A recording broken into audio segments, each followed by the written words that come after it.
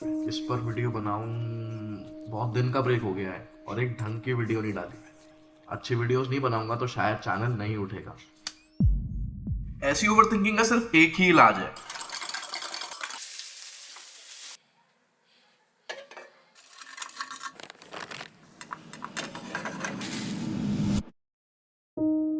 भाई कभी कभी तो कंटेंट ढूंढना ही नहीं पड़ता, सब कुछ आंखों के सामने हो रहा होता है और हम देख नहीं पाते। हमारे आसपास सिर्फ कहानियां या कॉन्स्पिरेसी थ्योरीज ही नहीं, बल्कि इस यूनिवर्स में फ्लोट करते हैं ऐसे सच जिनकी कोई एक्सप्लेनेशन नहीं है। ये सब दोबारा रिपीट क्यों हो रहा है? और अगर हो रहा है तो क्या ये सब पहले हो चुका है? मतलब हमारी चॉइसेस सिर्फ एक इल्यूजन है? अगर हो भी चुका है पहले, तो कितनी बार हो चुका है? इसका मतलब डेस्टिनी जैसी कोई चीज सच में है?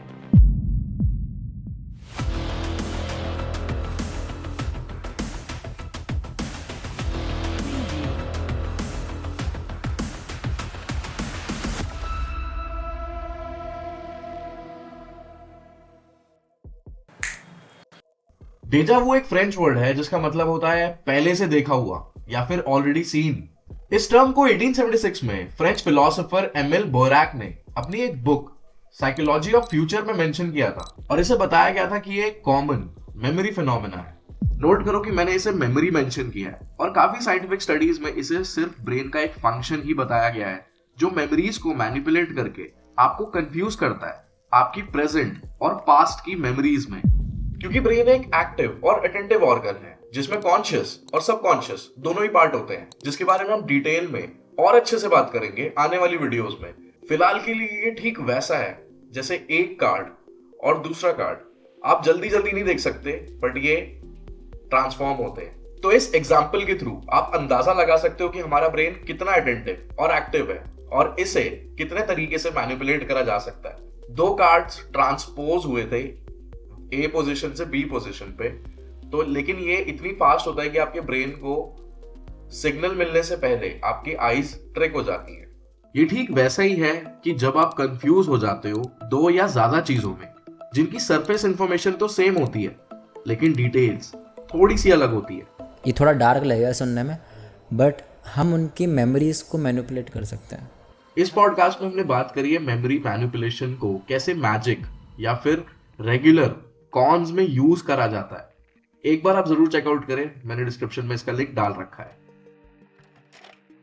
इंटरनेट पर जो भी मेंशन्ड है, अगर उनमें से सिर्फ हम अच्छी सोर्सेस से उठाएं तो ऐसे तीन एस्पेक्ट सामने आते हैं। Split perception explanation. आसान शब्दों में जो भी इवेंट दो बार से ज्यादा बार होते हैं लेकिन आपके ब्रेन ने उन पर ढंग से ध्यान नहीं दिया होता, लेकिन वो जो इंफॉर्मेशन होती है ना, वो ब्रेन में कहीं ना कहीं फिर भी स्टोर हो जाती है।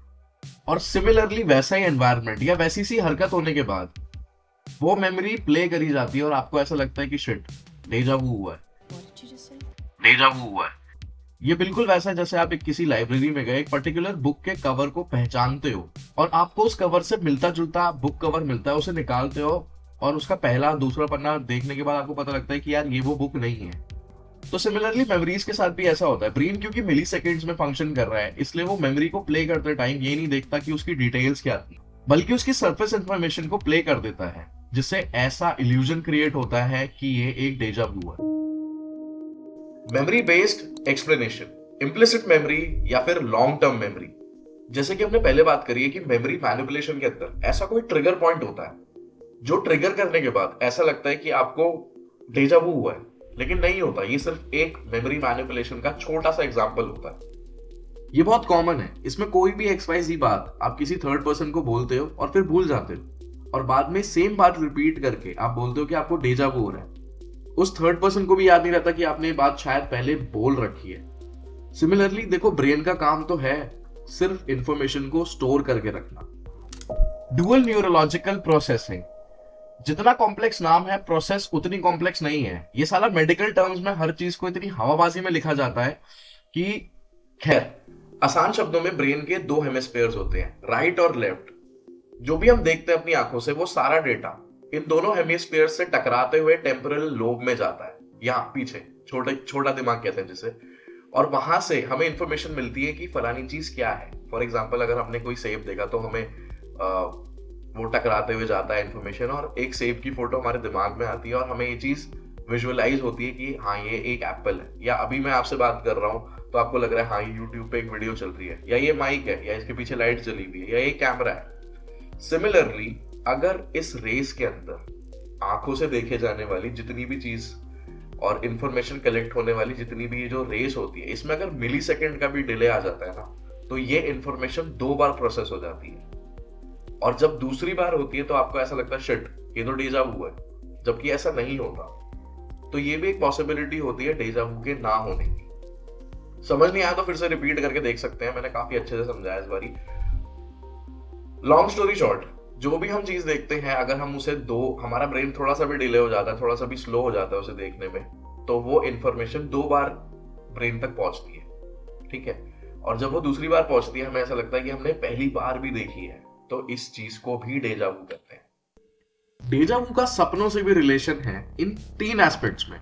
पहला ये कि डेजा वू आपको इमेजिन होना आपके सपनों के अंदर, और इसमें 40% लोग ऐसे आते हैं जिन्हें ड्रीम्स और रियलिटी दोनों में ये एक्सपीरियंसेस होते हैं। दूसरा ये कि रियलिटी में डेजा वू होना जो आपने सपने में शायद कहीं देखा है, इसका सीधा सीधा मतलब है आपने सपने में वो चीज पहले देख ली और रियलिटी में बाद में हुई है, तो ये मेरे साथ थोड़ा सा कॉमन है। और थर्ड ये कि आपके सपने में आपको डेजा वू होना उस चीज का जो आपने रियलिटी में कहीं देखी है, इसका मतलब आपको रियलिटी में आपके साथ वो चीज पहले एक्सपीरियंस हो चुकी है और आपने सपने में उस चीज को बाद में देखा है फ्रेश तरीके से। थोड़ा सा कॉम्प्लिकेटेड है, लेकिन जैसे निकोला टेस्ला ने कहा था कि इस यूनिवर्स के लिए हमारा ब्रेन सिर्फ एक रिसीवर है जो मैच करता है फ्रीक्वेंसीज को, और ये कॉम्प्लिकेशंस हमें रियलाइज कराती है कि इस यूनिवर्स के बारे में हमें कितना कम पता है। जैसे इस वीडियो में हमने बात करी डेजा वू के बारे में, जिसके बारे में काफी सारी थ्योरीज और एक्सप्लेनेशंस मिलती है। सिमिलरली वैसे ही कुछ टर्म्स हैं रिलेटेड टू डेजा वू।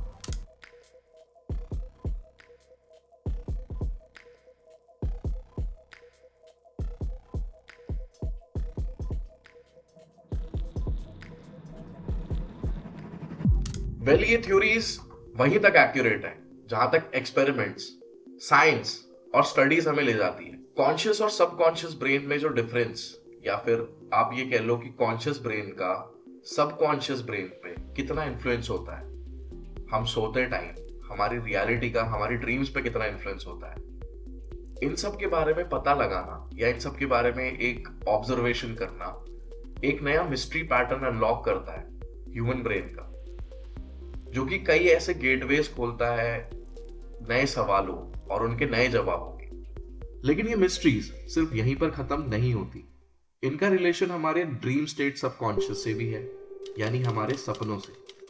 ये कहना थोड़ा सा मुश्किल है क्योंकि इसको प्रूव करने के लिए कोई एक्यूरेट मशीन या डिवाइस नहीं है, सिर्फ थ्योरीज है, और इसी में से एक थ्योरी है मल्टीवर्स की।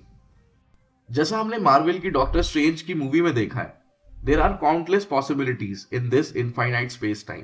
थोड़ा बड़ा टॉपिक है और थोड़ा कॉम्प्लिकेटेड है, तो इस पर सेपरेटली एक वीडियो जरूर डालूंगा। इस यूनिवर्स को अगर हम सिर्फ एक 3 डायमेंशनल स्पेस की तरह लें, तो इस यूनिवर्स में हमारी पोजीशन एक रैंडम पॉइंट पर है, जो कि कुछ भी हो सकता है, जहां एक भी मूवमेंट या एक भी चॉइस अपने साथ लेकर आती है काउंटलेस पॉसिबिलिटीज और उसकी काउंटलेस आउटकम्स को, जो सिर्फ डिपेंड करता है हमारी एक चॉइस पर। सिमिलरली मल्टीवर्स के अंदर हर उस चॉइस का आउटकम है जो आपने अभी तक नहीं ली, और ऐसा भी माना गया है। और इस टर्म को कहते हैं ग्लिच इन द मैट्रिक्स, जिसके बारे में हम बात करेंगे तसल्ली से मल्टीवर्स वाली वीडियो में।